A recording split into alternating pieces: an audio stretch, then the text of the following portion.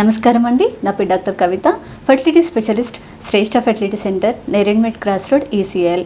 చాలామంది ఎర్లీగా మ్యారేజ్ అయిన కపుల్స్ అంటే దంపతులు వెంటనే ప్రెగ్నెన్సీ వద్దు అని అనుకుంటారు. ఒకవేళ పొరపాటున ప్రెగ్నెన్సీ వచ్చినా కూడా దాని అబార్షన్ కోసం చూస్తూ ఉంటారు.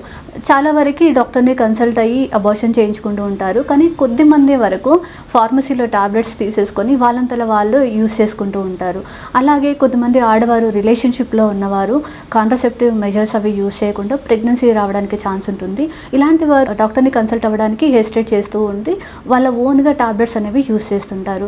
కానీ ఇలా యూస్ చేయడం అనేది చాలా రిస్క్ మీ లైఫ్కి. ఎందుకంటే ఒకవేళ ప్రెగ్నెన్సీ అనేది మీకు ట్యూబ్లో వస్తే కనుక ఈ ఎంటీపీ టాబ్లెట్స్ యూజ్ చేసిన తర్వాత కొన్నిసార్లు ట్యూబ్ అనేది పగిలిపోయి లోపల బ్లీడింగ్ ఎక్కువగా అయ్యి మీ లైఫ్ రిస్క్లో పడడానికి ఛాన్స్ ఉంటుంది.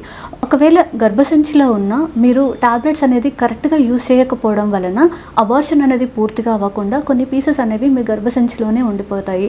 దాని ద్వారా తర్వాత మీకు గర్భసంచి ఇన్ఫెక్షన్స్ కానీ బ్లీడింగ్ ఎక్కువగా అవ్వడము, ఫ్యూచర్లో ప్రెగ్నెన్సీ అవ్వడం ఛాన్సెస్ అనేవి తక్కువగా అవ్వడం కూడా జరుగుతుంది.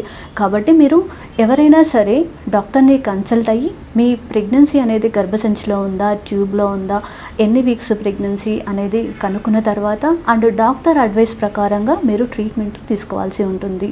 Be safe and be happy.